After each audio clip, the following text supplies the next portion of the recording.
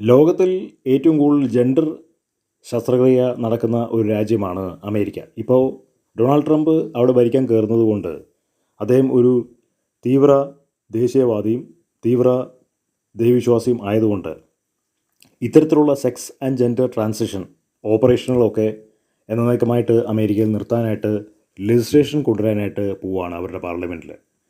അപ്പോൾ ഇതുമൂലം ആണ് പെണ്ണാകാനും പെണ്ണാണാകാനും ഒരിക്കലും കഴിയില്ല. കാരണം അവിടെ അപ്രകാരം ചെയ്യുന്ന ഒരുപാട് ആളുകളുണ്ട്. നമ്മുടെ നാട്ടിൽ സ്വവർഗ അനുരായികളും ശിഖണ്ഡികളൊക്കെയാണ് അത്തരത്തിലുള്ള ഓപ്പറേഷനുകൾ ചെയ്യുന്നത്. പക്ഷേ അവിടെ ആണ് പെണ്ണാകാനും ആണ് പെണ്ണ് ആണാകാനുമുള്ള ഒരു ശസ്ത്രക്രിയയൊക്കെ അവിടെ നടക്കുന്നുണ്ട്. കാരണം അവിടെ എല്ലാത്തിനും സ്വാതന്ത്ര്യമുള്ള ഒരു രാജ്യമായതുകൊണ്ട് അത് ഇത്രയും നാളും അത് അനുവദനീയമായിരുന്നു. ഇനി മുതൽ അങ്ങനത്തെ ഓപ്പറേഷനൊക്കെ ചെറുപ്പക്കാരുടെ മേലെ നടത്താനും കൊച്ചുകുട്ടികളുടെ മേലെ നടത്താനുള്ള സ്വാതന്ത്ര്യം അമേരിക്കയിൽ എടുത്തു കളയുകയാണ്. ഇത് ഒരു അടിപൊളി ആശയമാണ്.